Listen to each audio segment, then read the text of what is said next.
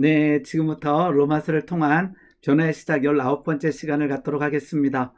네, 혹시 좀 뭐가 달라진 거 느끼시나요?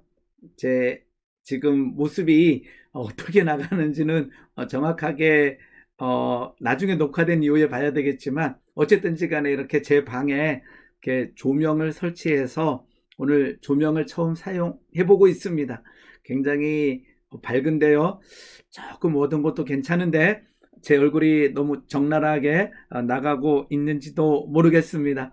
어, 코로나19가 빨리 끝났으면 좋겠는데 그러지 않고 1년을 채울 것 같다라는 생각이 듭니다.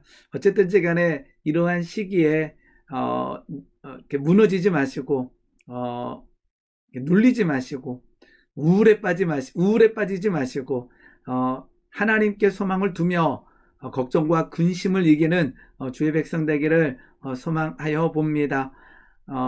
참 많은 사람들이 지금 확진자가 되어가고 있는데 우리 교회까지 이러한 일들이 없었으면 좋겠습니다. 네, 이처럼 우리 인간은요, 강한 것 같지만 참 약하다라는 생각을 해보게 됩니다. 하나님께서 그렇게 창조하셨다라는 거죠. 우리 진화와 창조론 이야기가 있는데, 제가 이제 창조론 얘기하면서 이런 얘기를 가끔 할 때가 있습니다. 인간은 참 약하다라는 거죠. 연약하다라는 거죠. 진화를 했으면 우리가 진화 전의 모습보다 더 강했으면 하는데 실은 우리가 동물들보다 약한 모습이 실은 너무나 많아요. 표범과 달리기 하면 질 수밖에 없고요. 그 다음에 기린보다 키가 작을 수밖에 없고요.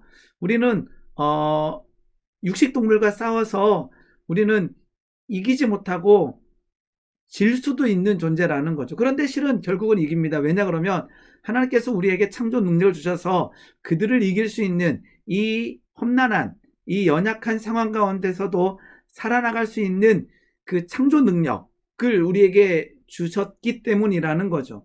즉 아까처럼 진화되었던 인간이 강할 수밖에 없는데 그렇지 않고 참 연약하다라는 것입니다. 그러면서 저는 이러한 예를 들 때가 있습니다. 인간이 태어나서 참 오랫동안 그 부모님 아래서 자라야 되잖아요. 실은 10달 동안 뱃속에 있고 참 하나님의 오묘한 섭리인 것 같아요. 너무 길지도 않고 그렇다고 뭐 너무 짧지도 않고 10달 동안 뱃속에 있다가 태어났는데 우리는 한 1년 동안을 걷지 못하고 부모님의 도우심 가운데 자라나야 된다라는 거죠. 제가 어릴 때 우리 집에는 소도 키웠었고 개, 고양이, 그 다음에 돼지, 염소도 키웠었고 그런데 이 동물들이 새끼를 낳아요. 송아지도 낳고 돼지 새끼들도 막 열 몇 마리씩 낳고 고양이 개 낳는데 참 재밌는 것은 이 동물들이 태어나고 다음날 다다음날은 다 걷고 있다라는 거예요. 그리고는 다 알아서 그 어미의 젖을 먹고 있는 모습을 보게 됩니다. 지금도 돼지가 막 뭐 한 10마리 정도가 막 그 엄마가 이렇게 엄마 돼지가 누워 있으면 거기에 달라붙어서 그 젖을 먹는 모습을 그 기억이 나는데 소도 그렇죠. 소가 이제 태어나고 다음날 가보면 걷고 있고 그 다음에 그 송아지가 어미소의 젖을 먹고 있고 참 대단한 것 같아요. 그런데 그런 상상을 해보는 거죠. 우리가 태어나자마자 한 이틀 있다가 인간이 진화됐다라고 하는 그 인간이 그 소처럼 개처럼 돼지처럼 다음날 일어나서 걷고 있고 이만큼 커져 있고 그 다음에 알아서 막 엄마 젖을 찾아서 가서 알아서 먹고 있고 그렇다면 어떤 일이 발생했을까? 왜 하나님께서는 인간은 그 동물들처럼 하루나 이틀 사이에 걷게끔 안 하시고 그들처럼 수도 없이 빠른 시간 동안에 독립하지 않게 만드셨을까? 그 이유는 저는 가정이라고 놓고 있습니다. 하나님께서는 인간에게 가정이라고 하는 그 울타리를 주셨고 그 가정의 그 돈독함, 그 가정이 있어야만 되는 이유는 어머니가 필요하고 아버지가 필요하고 자녀는 그 부모에 의해서 양육되어지는 이 모든 것을 하나님께서 계획하셨다라는 거죠. 우리는 동물과 다릅니다. 우리는 동물보다 연약한 부분들이 너무나 많습니다. 그런데 우리 인간은 강합니다. 왜냐 그러면 하나님께서 우리에게 창조할 수 있는 능력을 주셨기 때문이죠. 그래서 천년 전 동물들은요 지금과 동일해요. 그러나 천년 전 인간, 아주 오랜 세월을 지난 우리 인간들 그 전의 모습과 지금의 모습은 다를 수밖에 없죠. 왜냐 그러면 하나님께서 우리에게 창조할 수 있는 능력을 주셨고 그 모습을 가지고 발전하고 있기 때문이죠. 또 그 모습 때문에 넘어지기도 하고 교만하기도 하고 죄를 범하기도 합니다. 그래서 여전히 동물은 동물이고 여전히 동일하다라는 거죠. 그렇게 창조되었기 때문입니다. 아까 말씀드린 것처럼 동물보다 인간은 너무나 연약한 부분들이 많습니다. 그런데 하나님께서는 우리에게 하나님과 닮은 영적인 존재로는 하나님께서 말씀으로 창조하셨듯이 우리에게도 창조할 수 있는 능력을 주셨다라는 거죠.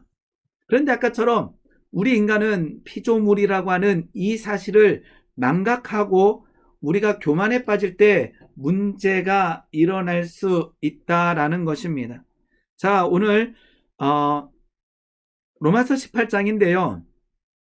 로마서 18장을 묵상하다 보니까 너무나 은혜되기도 합니다. 그런데요, 우리가 로마서 18장 1절, 2절 보게 되게 되면 굉장히 엄청난 말씀이 있잖아요.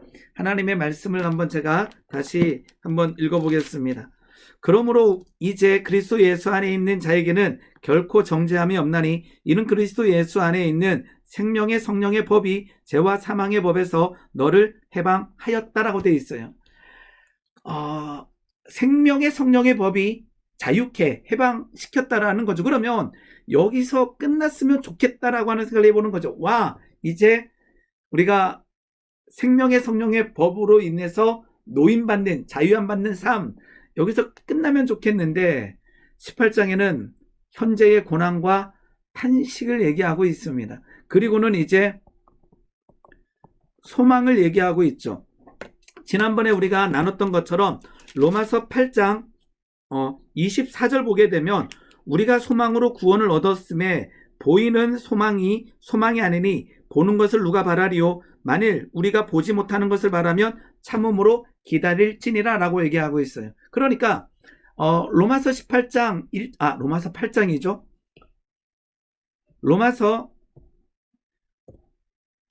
8장에서 8장 1절 2절에서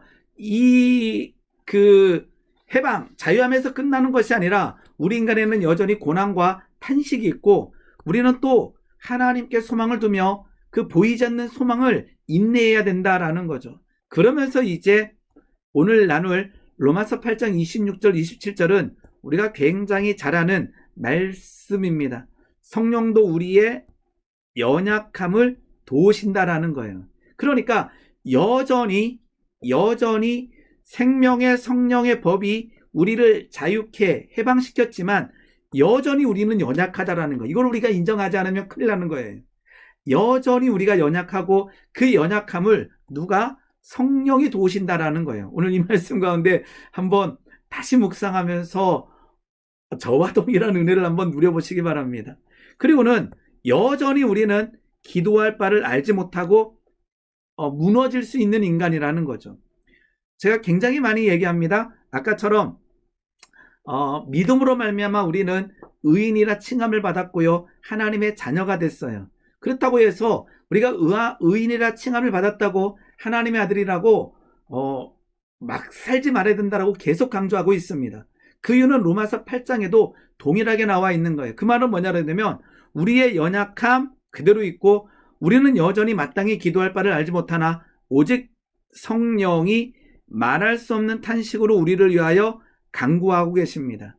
오늘 성령이 말할 수 없는 탄식으로 우리를 위하여 친히 간구하심에 대해서 믿고 이것을 한번 묵상하면서 우리는 그러면 어떻게 살아야 되는가를 한번 생각해 보시기 바랍니다. 즉 여전히 우리는 연약하다라는 거예요.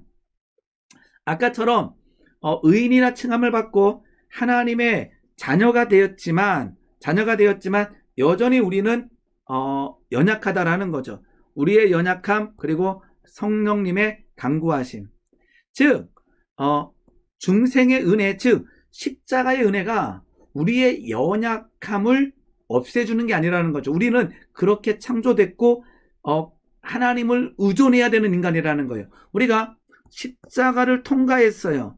중생의 은혜를 우리는 누리고 있어요. 그런데 그 십자가의 통과가 하나님 안에서 강함, 하나님 안에서 은혜 넘침, 하나님 앞에서 기뻐하며 다 있지만 여전히 우리는 창조 때 모양 연약함의 모습을 그대로 가지고 있다는 거예요. 오늘 다시 한번 이것을 정리하시기 바랍니다. 중생의 은혜가 우리의 연약함을 없애주는 게 아니라는 거예요. 즉 아까처럼 성령이 오늘 이제 아까 말씀 나눴던 것처럼 성령이 우리의 연약함을 도우시나니 이렇게 되어 있어요. 즉 이 상황을 뭐하기 위해서 돕기 위해서 성령님이 오셨다라는 거죠. 자, 성령님은 보혜사의 뜻은 돕는다라는 거예요. 자, 내가 다 할게. 너는 아무것도 하지 마. 이게 성령님의 하시는 일이 아니라 성령님은 오늘 우리를 돕고 계셔요. 누구를요? 연약한 우리를 돕고 계시다라는 거죠. 즉 아까처럼 우리는 여전히 연약합니다. 중생의 은혜를 누렸더라도 우리는 여전히 연약합니다. 그런데 무엇이요?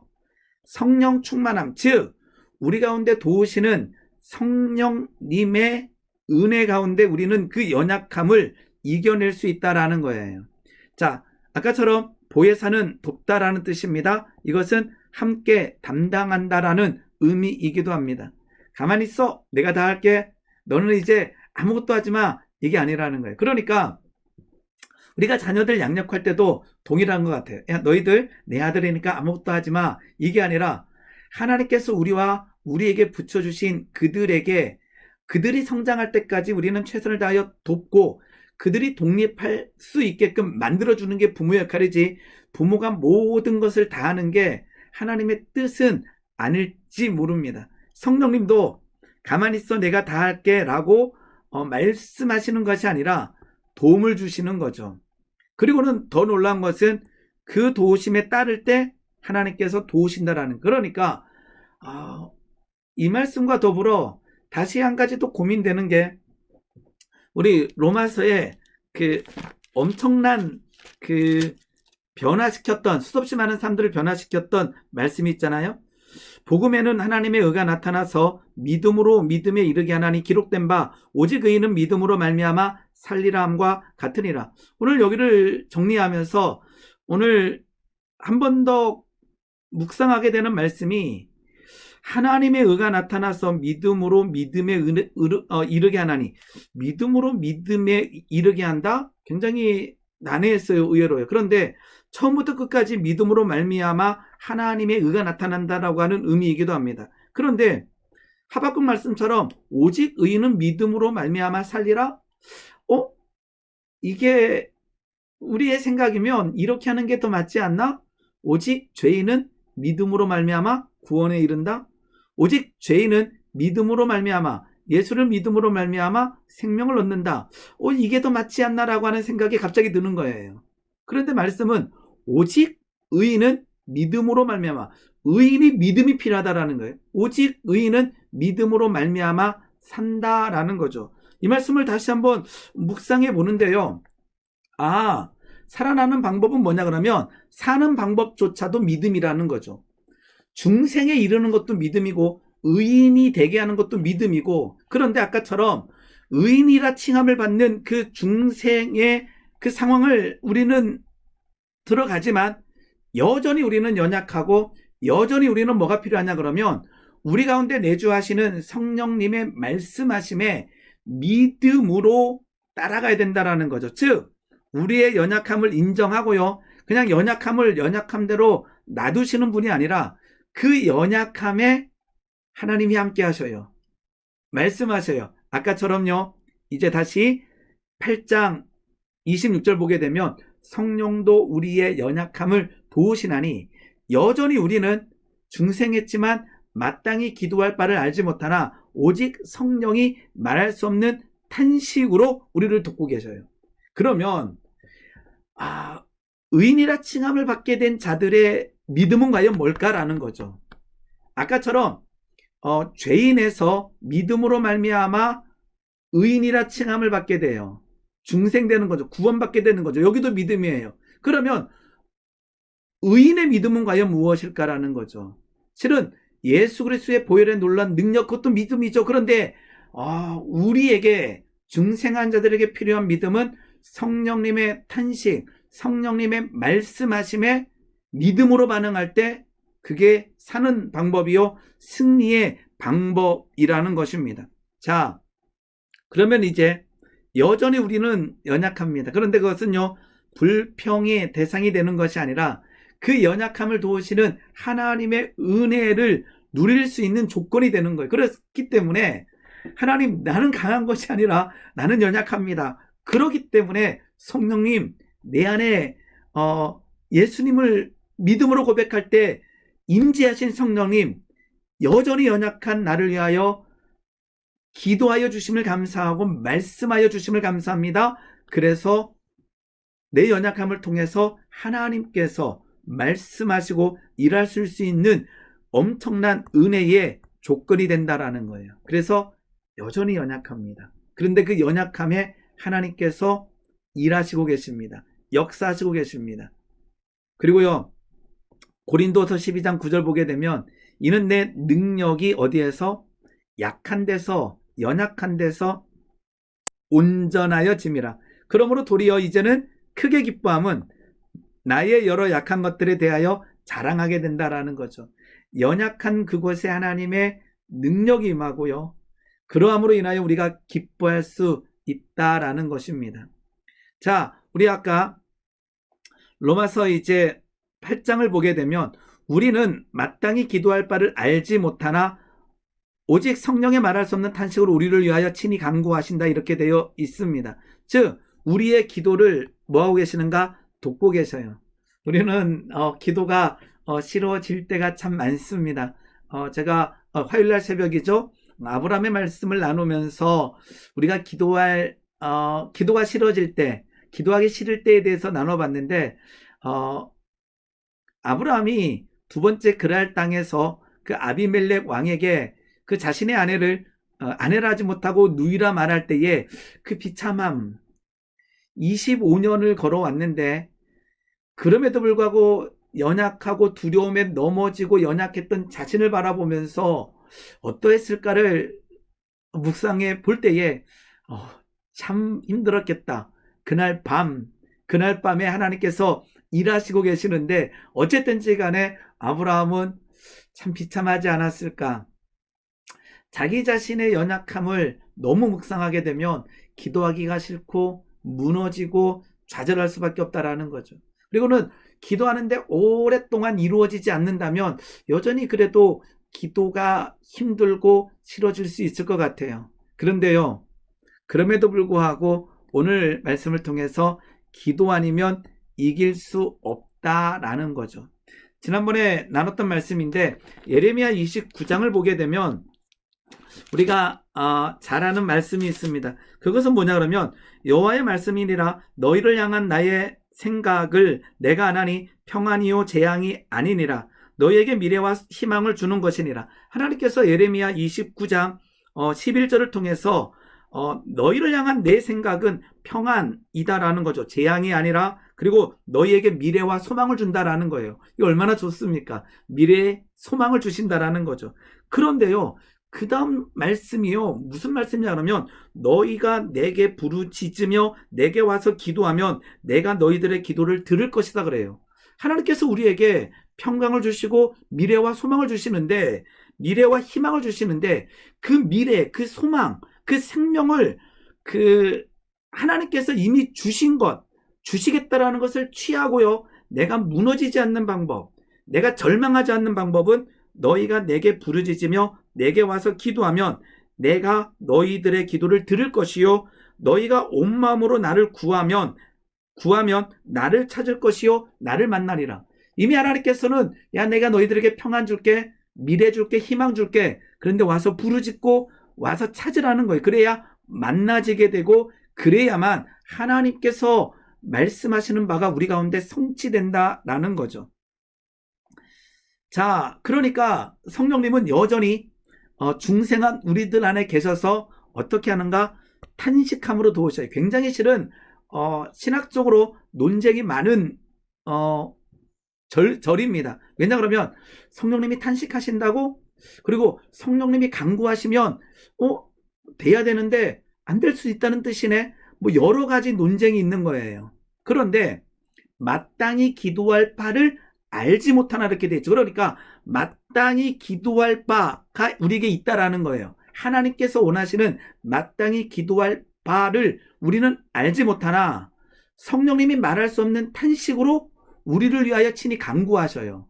아까처럼 성령님이 탄식한다, 성령님이 간구한다, 그러면 성령님의 간구하심은 100% 해야 되는데 안 될 수도 있대. 그래서 굉장히 많은 논쟁들이 있다라는 거죠. 그러니까 이 말은 성령님이 탄식하신다, 아니면 성령님이 우리로 하여금 탄식하게 만드신다, 이렇게 해석하는 신학자들도 너무 많아요. 그리고는 아까처럼 성령님이 탄식하는가 아니면 우리가 탄식해야 되는가, 요 논쟁도 있죠. 어쨌든지 간에 어떤 해석을 취하든지 간에 중요한 것은 성령님이 우리 가운데서 아파하신다라는 거예요. 탄식하고 계시고 간구하고 계셔요. 왜냐 그러면 우리의 삶의 형태가 연약하고, 아까 아브라함이 사라를 아내라 하지 못하고 누이라 했던 것처럼 우리에게도 오늘도 믿음의 길을 걷지만 무너지고 쓰러지고 좌절하고 죄의 굴레에 들어갈 때가 많다라는 거죠. 그런데 성령님이 그 가운데 뭐 하시는가? 탄식하셔요. 아까처럼 두 가지 해석이 있다 그랬죠. 탄식하셔요, 탄식하게 만드셔요. 중요한 것은 성령님이 탄식하신다, 성령님이 탄식하게 만드신다, 어떠한 해석을 우리가 받든지 간에 우리는 그 성령님의 탄식, 아니면 성령님이 우리에게 연약한 가운데 넘어진 그 지점에서 우리로 하여금 그 음성을 듣고 우리로 하여금 탄식하게 하시는 거에 순종할 때요, 일어설 수 있는 힘이 있는 거예요. 그래서 아까처럼 그 탄식의 내용, 성령님이 우리를 위하여 탄식하신다, 우리로 하여금 탄식하게 만드신다, 어떤 해석을 취하든지 간에 그 지점을요, 우리가 믿음으로 듣고 인정하고 순종할 때 그게 승리의 비결이라는 거예요. 너무나 놀라운 거죠. 그러면요, 오늘 우리가 승리할 수 있는 방법은 아까처럼 내가 믿습니다라고 했을 때 그냥 승리하는 것이 아니라 여전히 우리에게 고난과 탄식할 수 있는 일들, 우리에게 여전히 연약함이 있고 쓰러지고 좌절하고 절망하는 가운데 성령님의 탄식하심, 성령님의 간구하심, 성령님의 말씀하심을요, 우리가 듣고 그 말씀에 순종한다면요, 우리가 성령 안에서 승리하는 삶을 살 수 있다라는 거예요. 오늘부터 다시 이 말씀을 묵상 한번 해보시기 바랍니다. 성령님이 말할 수 없는 탄식으로 우리를 위하여 친히 간구하시는데 그것을 듣는 거죠. 그것을 민감하게 반응하는 거죠. 와, 그래 성령님 알아서 이제 나를 위하여 탄식하며 기도해 주세요. 나는 이제 마음대로 할게요 라고 하는 것이 아니라 그 탄식에, 그 간구에 귀를 기울이며 들으며 순종할 때 일어설 수 있는 거예요. 그러면 자, 이제 다음 절 나와 있는 로마서 8장 28절의 말씀까지 한번 이어볼게요. 우리가 알거니와 하나님을 사랑하는 자 곧 그 뜻대로 부르심을 입은 자들에게는 모든 것이 합력하여 선이 된다 그랬어요. 이게 얼마나 엄청난 말씀입니까? 그러면 일단은 어떤 것이 선이 되느냐를 떠나서 모든 것이 합력하여 선을 이루는 사람은 누구예요? 하나님을 사랑하는 자 곧 그 뜻대로, 또 그의 뜻대로 부르심을 입은 자가 되는 거죠. 이게 과연 누굴까요? 성령님의 탄식하심에, 성령님의 말씀하심에 순종하는 자가 되는 거죠. 그냥 나 믿는다라고 해서 이렇게 해석할 때가 있어요. 믿는 자의 발걸음은 A로 가나 B로 가나 항상 선이야, 이렇게 해석될 수 있는 거죠. 그러니까 뭘 하든지 간에 하나님께서는 다 선으로 인도하셔 하나님의 사랑, 하나님의 긍휼 맡기도 합니다. 그런데 앞의 절과 연이어서 하게 되면 성령님이 말할 수 없는 탄식으로 우리를 위하여 친히 간구하시는 그 간구를 우리가 민감하게 반응할 때, 즉 성령님이 임재하심, 내주하심, 성령님의 말씀하심에 반응하는 자, 그것이 바로 하나님을 사랑하는 자, 곧 그의 뜻대로 부르심을 입은 자가 아닐까, 다시 한번 이 말씀을 묵상하면서 생각해 보게 됩니다. 하나님을 사랑하는 자, 곧 그의 뜻대로 부르심을 입은 자. 그 앞에는 성령님이 말할 수 없는 탄식으로 우리를 위하여 친히 간구하심, 우리의 연약함, 우리의 성령도 우리의 연약함을 도우시나니.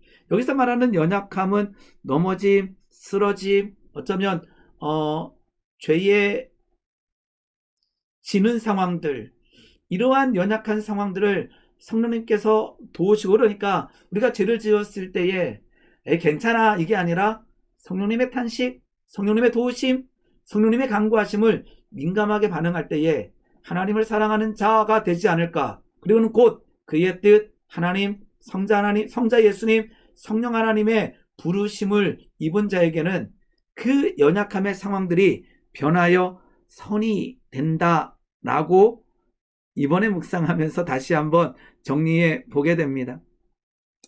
그러니까 로마서 8장 27절 보게 되면 마음을 살피시는 그러니까 우리의 마음을 감찰하시고 살피고 계셔요. 그리고는 성령님께서 하나님의 뜻에 맞게 기도하게 우리에게 요청하고 계시다라는 거죠. 그러니까 성령님이 우리를 위하여 간구하신다. 우리로 하여금 기도하게 하신다. 뭐에 따라요? 하나님의 뜻을 따라. 마태복음 20장 22절 보게 되면 막 권력을 구하는 그 제자들의 어머니를 향하여 너희의 구하는 것을 알지 못하는도다. 실은 우리는 아직도 연약해서 우리가 아까처럼 기도할 바를 알지 못할 때가 있고 기도를 어긋나게 할 때가 있다라는 거죠. 즉 하나님의 뜻이 아니라 우리의 욕심대로 기도하고 있는데 그것은 기도할 바를 알지 못하는 모양새죠. 그런데 이때 하나님께서 우리를 마음을 살피시는 이가 우리를 돕고 계시는 거예요. 사실은 가장 좋은 기도는 내 원대로 마옵시고 아버지의 원대로 하옵소서라고 하는 기도가 되겠지요. 자, 다시 한번 보겠습니다. 성령님 우리 가운데 내주하심, 그리고는 아까처럼 이 중간에 있겠죠. 여전히 연약한 우리들. 성령님이 우리에게 내주하시니까, 임재하시니까 와 파워풀. 이제는 어떠한 것도 넘어지지 않고 무너지지 않고 그냥 항상 이게 아니라 여전히 우리는 연약하고 성령님 우리를 도우시는 거죠. 말씀하시는 거죠. 그러면 연약한 우리가 그 말씀에 뭐 하는 거죠? 순종하는 거죠.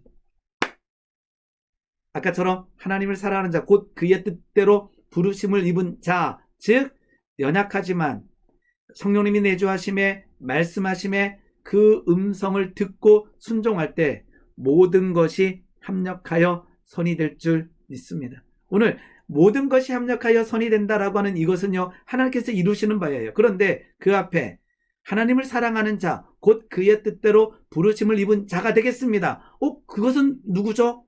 제가 생각할 때는 오늘 말씀을 통해서 볼 때는 성령님이 말할 수 없는 탄식에 반응하는 자죠.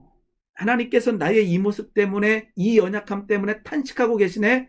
거기에 반응하는 거죠. 다시 아까 여러 가지 논쟁이 있지만 하나님께서 나로 하여금 이 연약함을 가지고 탄식하며 기도하게 하시네 라고 하는 이 부분에 반응하는 자가 결국은 모든 것이 합력하여 선이 될 줄 믿습니다. 오늘 이 은혜가 우리에게 있기를 소망하여 봅니다. 다시 한번 보겠습니다.